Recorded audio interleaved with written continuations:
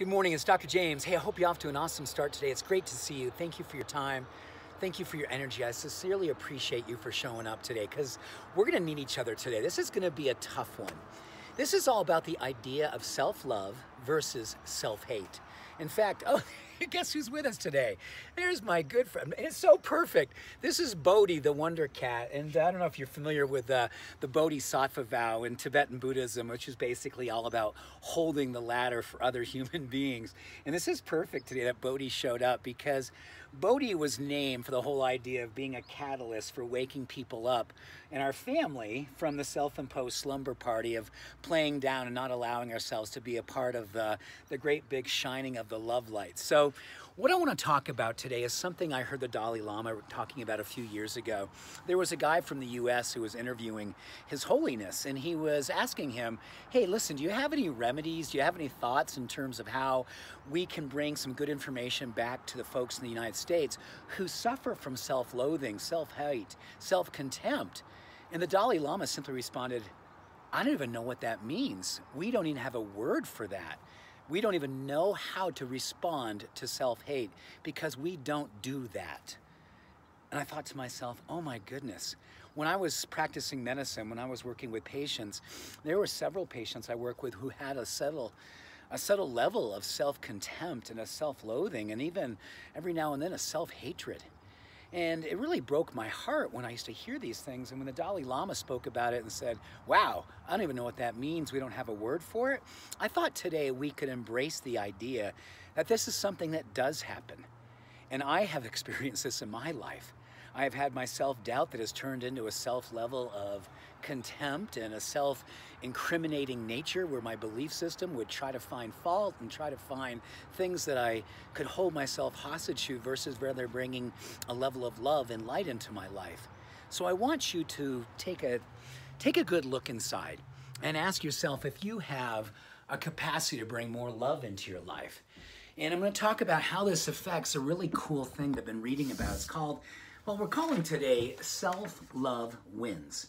And basically, I'm going to give you 5 practices that you can be embracing today as a ruckus maker, as someone who's going to break up your way of looking at your life if you know that you have a capacity to bring more love and more light into your life. And to begin with, let us all commit today to challenging status quo thinking. So much about what happens each and every day with our self-care and our self-thinking and our self-talk is habitual. In fact, studies are showing that the power of neuroplasticity in our brains literally is a habit of learned thinking, a learned response, where we can fall into self-contempt or self-critical thinking, self-hate, without even realizing it. It's just a default button. And to keep the high watch, to allow ourselves to challenge a way of status quo, requires us to give a visualization. In fact, one of the most powerful ways that we know that can change the brain to help us move out of a default mechanism of just giving ourselves permission to find fault versus finding self-love is simply envisioning yourself living at a higher octave, a higher vibration, a higher expression. Just picturing yourself at a level of peace, a level of poise, a level of spiritual enlightenment, a level of joy. This experience literally starts to change the configuration in the mind. It can help us to heal that level of self-hate. Number 2, seek uncomfort. First thing in the morning, when you give yourself an opportunity to move your body, and move your body with a level of vigorous activity, it also helps to break up a neurochemistry of complacency, a neurochemistry of mediocrity. So look for a way that you can be uncomfortable. One of the ways that I love to do first thing in the morning, I watch myself brush my teeth. I literally, for 2 minutes, I stare at myself and I give myself permission to stare with soft eyes. A permission to see myself for 2 full minutes with a level of love, a level of compassion that helps to break up that need to look for ways that I'm not measuring up and challenge the status quo way of looking. Number 3, use your mental floss.